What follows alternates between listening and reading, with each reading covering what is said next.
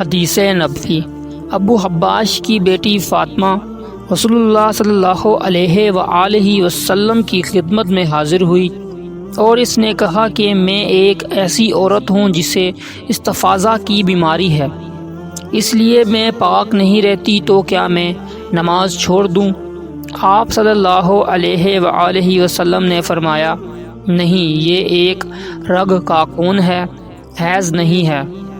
تو جب تجھے حیض آئے تو نماز چھوڑ دے، اور جب یہ دن گزر جائیں تو پہلے بدن اور کپڑے سے خون کو دھو ڈال، پھر نماز پڑھ۔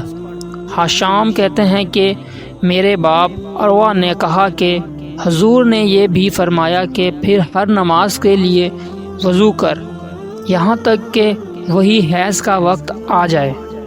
صحیح بخاری حدیث نمبر 228۔ احادیث نبوی۔ حضرت عائشہ رضی اللہ تعالیٰ عنہ فرماتی ہیں کہ میں رسول کریم صلی اللہ علیہ وآلہ وسلم کے کپڑے سے جنابت کو دھوتی تھی، پھر اس کو پہن کر آپ نماز کے لیے تشریف لے جاتے اور پانی کے دھبے آپ کے کپڑے میں ہوتے تھے۔ صحیح بخاری حدیث نمبر 229۔